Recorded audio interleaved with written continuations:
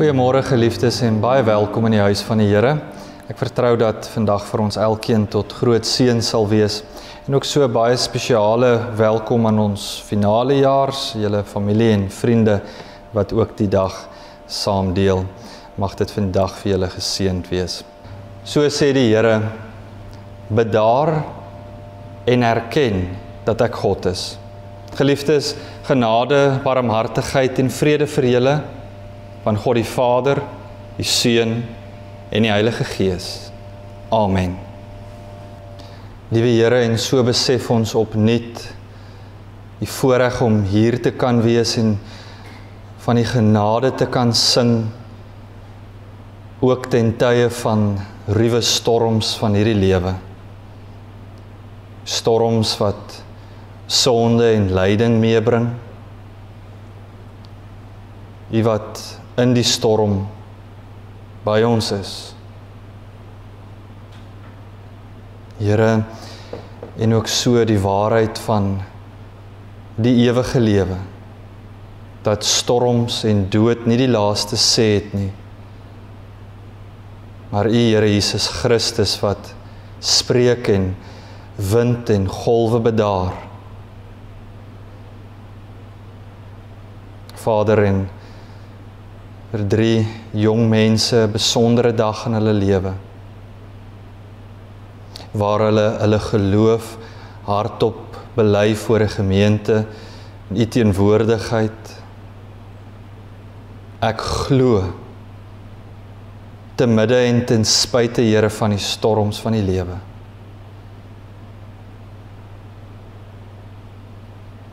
Here, ons raak ook nou rustig, stil,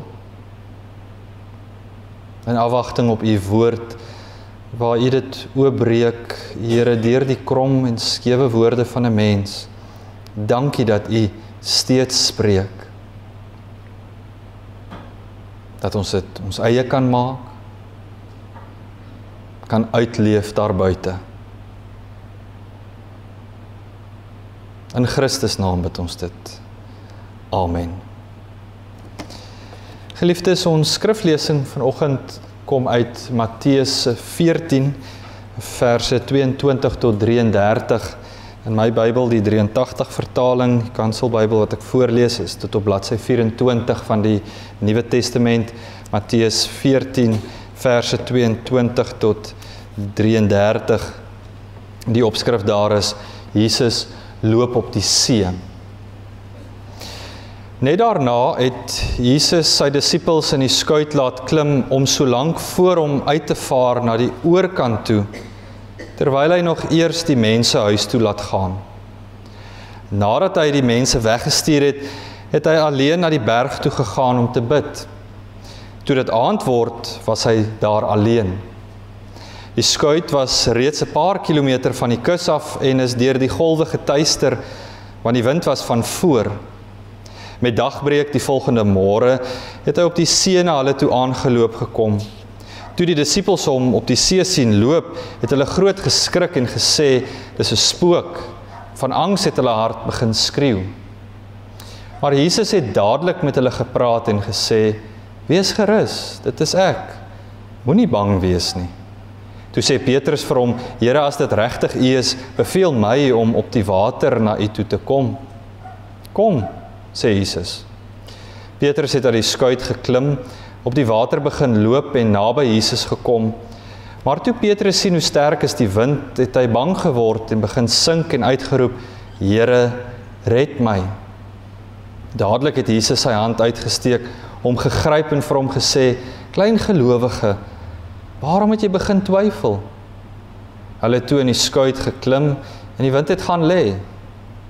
Die manne in die skuit het voor Jesus gekniel en gesê, U is waarlik die Seun van God. Geliefdes, tot sover ons skriflesing vanoggend.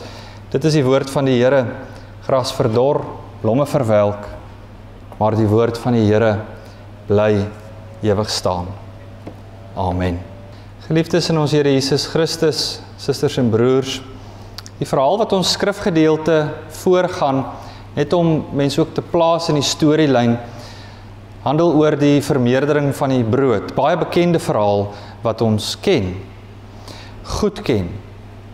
Van Jesus wat die wonderwerk laat gebeur het, waar mense kon aansit en eet.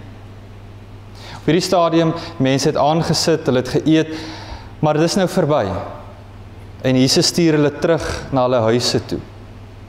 En dit gee aanleiding tot ons skrifgedeelte waar Jesus sê vir sy disippels op daardie stadium, die mense gaan nou huis toe, gaan julle vaar na die oorkant toe. Met dit natuurlik te bedoel die see van Galilea, vaar na die oorkant toe, disippels op een plek, en is baie vinniger om met die skuit te vaar oor hierdie see van Galilea. Baie belangrik, Christus sluit nie by hulle aan nie, hy trek terug en hy gaan bid, lees ons. Vissermanne, hulle wat die see geken het, met hierdie opdrag wat die Here vir hulle gee, gaan vaar na die oorkant toe, eintlik nie 'n vreemde versoek nie. Hulle kan visvang, hulle ken die see baie goed. Veral as jy op die see van Galilea is. Hulle het geweet, dinge kan handomkeer en baie vinnig ook verander. Geografies geliefdes is die see van Galilea deur land omring, so tegnies is dit nie 'n see nie, die meer van Galilea is dalk die regte woord daarvoor. Maar hierdie see van Galilea of meer is in die noorde deur kraanse bedek. En so in die noorde wat ons hierdie kraanse vind, is dit gereeld wat dit gebeur het, waar wind vanuit hierdie kraanse sou waai, en het eintlik soos 'n tregter op hierdie noorde deel van Galilea wees. Met die gevolg duinings van meters hoog. Een oomblik stil, rustig, volgende oomblik hierdie wind, storm weer. En dit is waar jou ervaring jou nie gaan help nie. Nie soos wat ons, as jy nou lank in 'n omgewing woon, en jy sien al, dit is hoe die wind waai, of hierdie tipe plante groei, jy lees al die natuur, en jy kan skat wat volgende week gaan gebeur, of wat teen vanaand gaan gebeur, betreffende die weer, kon vissermanne, hoe ervaar hulle was, by die see van Galilea, met hierdie kraanse in die noorde, kon eintlik dit nie skat nie, hulle het geweet wat gebeur, die potensiaal. Dit is eintlik 'n mate van risikobestuur in die kleine, want hulle weet wat kan gebeur, maar hulle vat die kans. Gegeewe ook die kans, geliefdes, wat hulle vat, natuurlik is dit baie vinniger om van die een kant na die ander kant met hierdie skuit te vaar. Hulle kon net sowel langs die kus al langs gestap het, maar dit sou baie langer geneem het. Dalk kan ons vir mekaar sê dat die disippels bes moontlik gedink het, goed, omdat Christus vir ons sê, ons kan na die oorkant toe vaar, behoort daar nou nie iets te gebeur nie. Maar dan lees ons van die teendeel. Dit gebeur wat hulle geweet het, kan gebeur. En hulle veg as ware teen hierdie storm, om net behoue en bo te bly, met hulle ou bootjie, die hele nag deur. En dan op die koop toe nog, verder, verskyn hier 'n persoon wat op die water aangestap kom, en die laaste gedagte, geliefdes, is 'n mens wat hier aankom.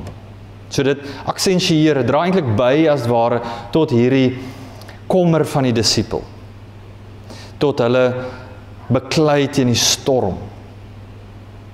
In daardie opsig moet ons ook baie duidelik dit raak sien, baie anders as wat dit vir ons is die see nie so romanties vir die mense van die Bybelse tyd nie. Die see was geken as 'n plek van onheil, juis omdat dit die onbekende is. Onheil, dis die voorstoep as ware het hulle dit beskou van die onderwêreld. En daarom moet ons, as ons lees van die storm op die see, nie soos jy dalk gewoon in jou gedagtes het, van 'n boot in die stormagtige see alleen te hê nie. Dit is veel dieper, veel meer simbolies vir die mense van die Bybelse tyd. Hulle het met die dood beklei, so het hulle dit gevoel. Dit was nie gewoon die see wat ons wil ondertrek nie, dis die dood self. Dis nie gewoon net water wat in die skuit in spat nie, dis as ware die dood wat inlek in hierdie boot. En hulle wil verorber, verteer, verswelg. Baie meer te verstaan in 'n absolute, nog voor Griekse mitologie, 'n antieke mitologie, so het hulle die see beskou. Trouwens later is die see ook 'n afgod van onheil genoem. Die see is personifieer. Maar vir al wat ons huis toe moet neem, vir ons gedagtes hier is, die see is gelyk aan die dood. En met dit in gedagte, begin mens hierdie storm op die see bietjie anders verstaan. En Christus wat op die water loop ook eweneens, iets wat anders. Ja, natuurlik, hierdie wonderwerk van Christus wat bo alle wetenskaplike orde die onmoontlike kan doen. Ons weet mense kan nie op water loop nie. Dis 'n wonderwerk. Maar hierdie gedeelte wil eintlik veel meer sê. Hierdie gedeelte, geliefdes, wil eintlik sê, Christus trap as het ware op die dood. Hy loop oor die dood. Die dood kan hom nie ondertrek nie. Daardie stadium in die evangelie, hier by Matteus 14 rond, begin dit eintlik vooruitwys na die kruis. En Christus wat die dood daar gaan oorwin, na die kruis, die opstanding. Die dood het geen invloed op Christus nie. Hy is die een wat die dood oorwin en nog sal oorwin. Pragtige, ryke, beeldryke beskrywing hierdie. En dan, geliefdes, eintlik iets vreemds in hierdie teks. Ek weet nie of u dit as vreemd beleef nie, waar Petrus vir Jesus op die water sien aanloop. Onthou, hou in gedagte, die hele aand waardeur hulle stoei as het ware teen die dood self. Antwoord Paulus die volgende, nadat hulle hoor dat dit Jesus is. Sê hy, Here, as dit werklik u is, beveel my ook om op die water na u toe te kom. Ons lees gewoonlik te vinnig oor die merkwaardigheid van hierdie gedeelte ook. Veral in ag genome wat pas gebeur het. Die disipelkring Petrus en Kluis beklei om nie deur hierdie water ondergetrek te word nie, en nou is hy in die volgende instansie die een wat sy voet buite wil sit, buite hierdie enigste boot wat vir hulle veiligheid beteken. Wie doen dit? Ons lees in retrospek terug en mens sou dalk wou sê, maar ons sou dit ook gedoen het. As ek eerlik sou wees, met alles waardeur mens is, sou ek nie soos Petrus geantwoord het, al weet ek dis Christus wat op die water aangeloop kom het nie. Geliefdes, die reaksie van Petrus behoort vir ons vreemd te wees. Maar eintlik was dit vir die Bybelse tydse mense nie 'n vreemde reaksie enigsins nie. Kom ek verduidelik. In die Bybelse tyd, soos die disippels, hulle het 'n leermeester Christus gehad. In die Bybelse tyd, van kindsbeen af, van baie jonk, het die klein Joodjies ook maar hulle leermeesters gehad. En as 'n Jood belovend dat hy die skrifte verstaan, word hy groter en kan hy verder eintlik studeer in die wet. En so sou hierdie Jode sou hulle leermeesters kry, Joodse leermeesters. En jy sou alles doen wat jou leermeester vir jou sê om te doen. Jy is sy leerling. En jy sal dit ook wil doen. As jou leermeester iets weet, sal jy as leerling ook dit wil weet. As jou leermeester iets doen, dan is jou natuurlike uit jou Joodse kultuur, my leermeester kan dit doen, so ek wil dit ook doen. Dit is ingeprent in die Joodse kultuur, as het ware. Jy wou weet wat jou leermeester weet, jy het gedoen wat jou leermeester gedoen het. En daarom ook sou jy vreemde verskynsel kry in die Mediterrane wêreld. As jy jou indink, die stofpleine van Jerusalem, op die tempelplein. Dat 'n leermeester voor sou loop en al die klein joetjies sou agter hom aanstap. Dit ware soos eende in 'n ry. Maar nog meer vreemd is hulle optrede. Jy sou sien hierdie joetjies, as die leermeester op die stofspoor trap, dan wil hulle almal in daardie spoor trap, asof hulle so in gelid sou loop. So het hulle leermeester nagevolg, dat hulle selfs in dieselfde stofspoor as die leermeester getrap het. Dit is heel vreemd vir ons kultuur. Dis hoe dit gewerk het. Trouwens, daar is hierdie ou rabbynse gesegde wat lui, mag jy bedek word met die stof van jou rabbi. Juis omdat jy jou rabbi agtervolg in sy spore trap en hierdie klein joetjies en almal wat stofspore trap en hierdie stof kan jy sien in die lug. Maar hulle wil hierdie stof hê. Want as nie net die stof nie, is ook hierdie geleerdheid, hierdie kennis wat ek bykry, dat ek ook soos my leermeester gaan wees. Dis ingeprent, geliefdes, in die Joodse geheue. En daarom is hierdie optrede van Petrus eintlik nie so vreemd nie. Vir ons dalk, maar nie vir Petrus en die disipelkring nie. Waar hy dan nou bes moontlik redeneer, omdat my leermeester op die water loop, moet ek ook op die water kan loop. Moet ek ook in daardie selfde waterspore as ware dan nou kan trap. Want my leermeester kan dit doen, so ek moet dit ook kan doen. Natuurlik sien ons baie meer, nie net die fisiese verskyning hier nie, die meer simboliese. Christus wat die dood oorwin. Christus as die voorganger, die eersteling wat uit die dood uit opgestaan het. En so sal ons ook, geliefdes kan nie dadelik pragtig die teologie hoor, sal ons ook in Christus se voetspore volg. Met ons opstanding. Want Christus gaan voor. En daarom sê Jesus vir hom, kort, kom. En dan hierdie verhaal, wat jy jou haas nie kan indink nie, van 'n Petrus wat op water loop. Hy kry dit reg. Ons sal sê, hy toon besondere geloof, maar eintlik weet ons dis Christus wat hierdie geloof in hom plaas, hierdie moed, hierdie durf, hierdie insig vir daardie oomblik. Maar dan sien ons ook die mens Petrus raak. Die mens wat om hom rondkyk. Onthou, hierdie storm woed steeds.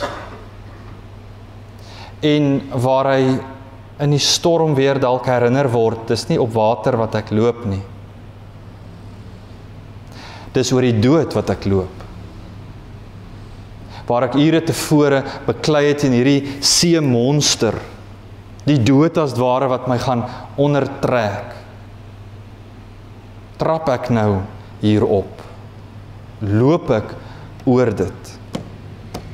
En soos die mens is, ek dink daarmee kan ons assosieer met die ruwe storms om hom, twyfel hy. Na hierdie besondere geloof, na hierdie trap uit die boot uit, susters en broers, daarna kyk hy terug en sien wat eintlik gebeur het. En hy twyfel. Deel van sy geloofsproses is die twyfel ook. Ek dink dit was besonder traumaties vir Petrus waar hy met hierdie trap, hierdie tree uit die bootjie uit en hy vind hom later self dat hy sink. Hy kon gebly het. Dalk het hy gedink, as ek maar net gebly het, dan het ek nie nou so gesink, dan het hierdie ding my nou nie oorgekom nie. Maar die een na wie hy uitgeroep het om te sê, Here, ek wil ook op die water loop, is dieselfde een tot wie hy roep geliefdes om te sê, Here, red my. En dan die woordjie, dadelik. Jesus wat nie huiwer, talm.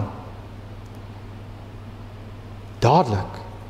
Maar die Here hom aan die hand neem en optrek. En Jesus wat vir Petrus red. Geliefdes, soos ek hierdie verhaal vertel, is dit nie moeilik vir ons om die sprong vir ons eie lewe te maak nie. Vir ons eie storms nie, want jy soos 'n storm is, dis daar, jy kan dit nie mis nie. Jy kan dit nie wegpraat nie. Dis daar. So ook die storms in ons eie lewe. Jy weet wat dit is. Jy is krities bewus wat dit is. Ja, en so is die lewe soos hierdie bootvaart ook, waar dit sonskyn weer is. Dis nie net storms nie, maar daar is ook storms. stormsee van gesondheidsprobleme wat jy dalk beleef. Dalk nie veel anders as die disippels nie, die dood wat dreig. Bekommernisse. Of 'n stormagtige verhouding.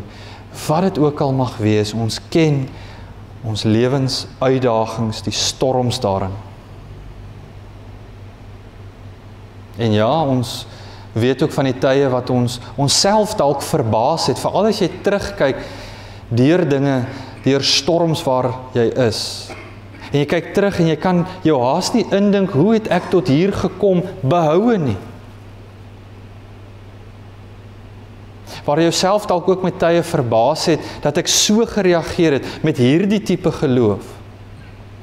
En jouself dalk nie veel anders nie, geliefdes, as Petrus op 'n stadium van twyfel bevind. Mag ons in besondere geloof, in tye van twyfel, waar jy ook al is in die storm, dit raak sien. Christus wat by Petrus is. Toe hy hierdie besondere geloof getoon het, deur die eerste tree op die water te neem, en hierdie hoogtepunt beleef het, was die Here daar. En toe hy afsank, tot hierdie donker dieptes, was die Here ook daar. Dis die konstante. Petrus wat sy leermeester navolg in alles. Finalejaars, vandag vir julle, kan ons dit dalk ook vergelyk, hierdie tree uit die boot wat mens neem, as daardie selfde watertree van Petrus van ouds. Petrus se geloof. Maar nie syne nie, die Here wat hierdie geloof in ons plaas. Die geloof is nie iets wat ons besit nie. Dis God wat dit in ons harte bring. Waar julle vanoggend vrywillig bely, voorgetuies dat ook jy die groot leermeester navolg. Soos Petrus dalk presies navolg in tye van sonskyn weer, maar ook storms. Geliefdes, waar ons krities bewus is dat dit nie beteken toe ons hiervoor gestaan het en hardop bely het en ons lewe daarna dat dit net sonskyn weer beteken het nie. Allermins. Maar ons het bely van die Here wat teenwoordig is, wat by ons is deur die lewe se storms.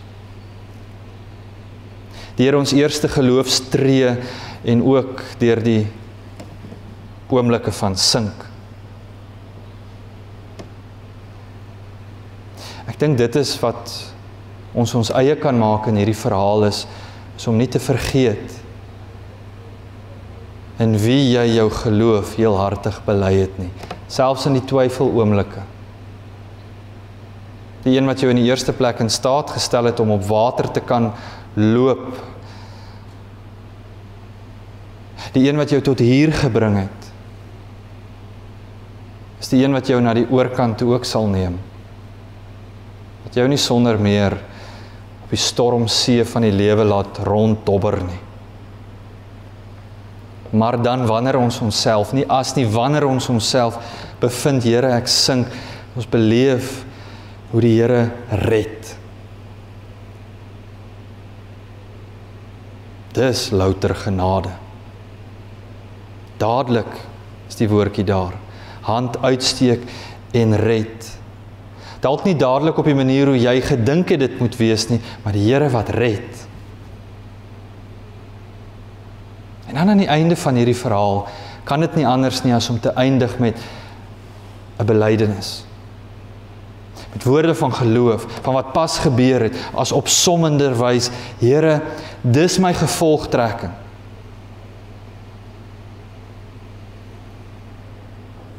Finalejaars vir julle, gemeente vir ons elkeen, maar soos ons dit vind in die disippels se optrede waar hulle neerval, en heel aan die einde van hierdie verhaal bely, eenvoudig, U is waarlik die Seun van God. Dis al. My leermeester. Kon hulle ook sien, my redder. Mag ons ook in ons lewe, geliefdes, dit beleef. My verlosser, my leermeester, my redder,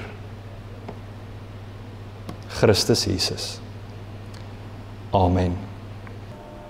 Geliefdes van ons Here Jesus Christus, God het die wêreld so lief dat hy sy seun gestuur het, sodat elkeen wat in hom glo, nie verlore sal gaan nie, maar die ewige lewe sal hê. Met die doop bevestig God hierdie genade aan ons. En daarom dat dit so belangrik is dat ons stil staan by hierdie sakrament en daarom ook by die doopvond, om weer herinner te word. Dit is nie nodig, julle is reeds gedoop, dit is nie nodig om julle weer te doop nie. Maar geliefdes, so staan ons by die doopvond en waar ons gekyk het in ons skrifgedeelte, na storms staan ons weer by water. Hierdie keer water van genade. Julle kon dit nie onthou, verseker toe julle gedoop is nie. Jy hoef dit nie te onthou nie. Die Here het eers vir jou gesê, eerste, ek kies jou, jy is myne. Hierop antwoord julle vandag. En in hierdie antwoord is dit gewoon, U wat my gekies het, Here, eerste gekies het. Antwoord ek daarop met my lewe. Maar geliefdes, daarom dat ons weer by hierdie water sal stil staan. Die genade, want waters is nie net stormwaters nie. God se liefde dring ons om ons geloof te bely. Die verrassende is dat die woord van God ons leer dat geloof nie uit onsself kom nie, dis 'n geskenk van God. Die Heilige Gees wek geloof in ons wanneer ons die woord van God hoor. Sommige van ons kon reeds van kleins af in God glo, ander van ons het God eers later leer ken. Geloof in Christus bring ons in 'n lewende verhouding met God. Hierdie verhouding word ook sigbaar wanneer ons meeleef met die kerk as liggaam van Christus. Dis 'n voorreg om God se kinders te wees en aan sy kerk te behoort. En daarom bely ons telkens opnuut en met verwondering ons geloof. Hierdie verwondering dring ons om gereeld tot God te bid, die Bybel as woord van God getrou te bestudeer en ons lewe daarvolgens in te rig. Wanneer ons bewus word van ons onvermoë om volgens sy wil te lewe, moet ons ons skuld bely en ons telkens weer tot God bekeer. As lidmate van sy kerk wil ons diensbaar wees in sy gemeente en ons hou aan die kerklike dissipline. God gebruik die opvoeding vanuit die ouerhuis, die kerk se kategese en die prediking om ons oor al hierdie sake te onderrig. Die ouderlinge is tevrede dat julle voldoende onderrig is, dat julle besef wat die geloof in God beteken en hoe julle as Christene moet leef. En daarom kry julle nou die geleentheid om saam met die kerk van alle eeue voor God en sy gemeente julle geloof te bely. 'n Voorreg om op hierdie genade verbond na al die jare te kan antwoord. Ek vra dat julle asseblief op die volgende vraag gelyktydig sal antwoord. Bely julle voor God en sy gemeente dat julle glo in die drie-enige God, Vader, Seun en Heilige Gees, soos die woord van God ons leer en dit in ons belydenis skrifte belig word. Wat is hierop julle antwoord? Ja, ek glo. Nou dat julle geloof in God bely het, beloof julle om gehoorsaam te lewe aan die evangelie soos dit in die kerk geleer word. Beloof jy ook om diensbaar te wees in die liggaam van Christus en so mee te werk aan die groei van God se koninkryk? Wat is hierop julle antwoord? Ja. Geliefdes, die voorreg ook vir ons om na ons eie voorstelling weer terug te dink, en in daardie opsig bely ons dan nou saam met ons, kan nie meer sê finale jaars nie, met ons nuwe lidmate, ons geloof in die drie-enige God. En daarom doen ons dit deur saam te sing, wat ook in aansluiting is met die tema van vandag se prediking. Lied 501 sing ons as gemeente, bely ons geloof saam met hulle, saam aan die hand van lied 501, strofe 1 en 2.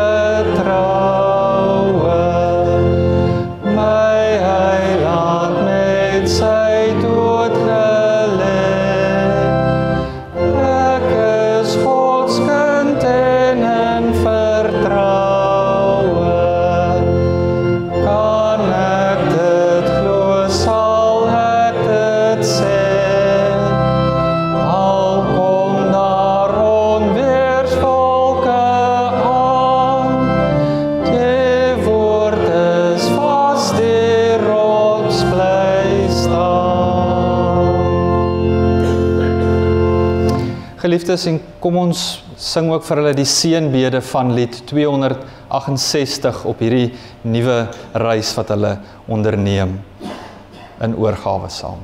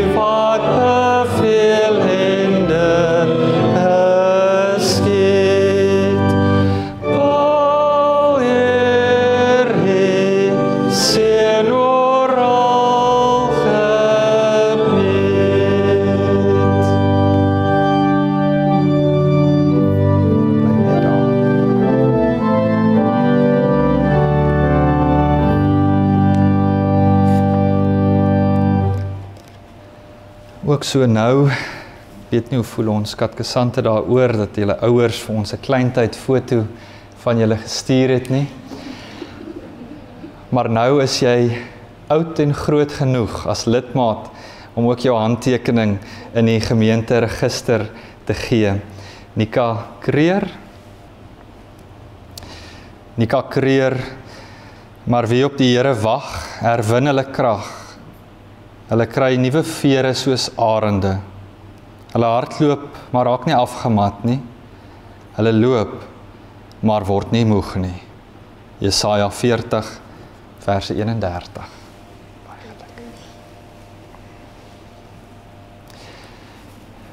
Alex Gail, mag die God van hoop deur jou geloof met alle blydskap en vrede vervul, sodat jou hoop oorvloedig kan word deur die krag van die Heilige Gees. Romeine 15, vers 13. Baie geluk, Alex. Ankia Spies,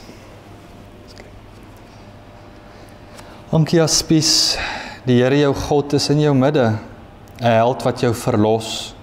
Hy verheug hom met blydskap oor jou. Hy maak jou stil met sy liefde. Hy sal oor jou juig met jubelkrete. Sefanja 3, verse 17. Geliefdes in ons Here Jesus Christus, kom ons elkeen ontvang dan nou ook die seën van die Here. Mag julle in staat wees om saam met al die gelowiges te begryp hoe wyd en ver en hoog en diep die liefde van Christus strek. Mag julle sy liefde ken, liefde wat ons verstand te bowe gaan, en mag julle ten volle vervul word met die volheid van God. Amen.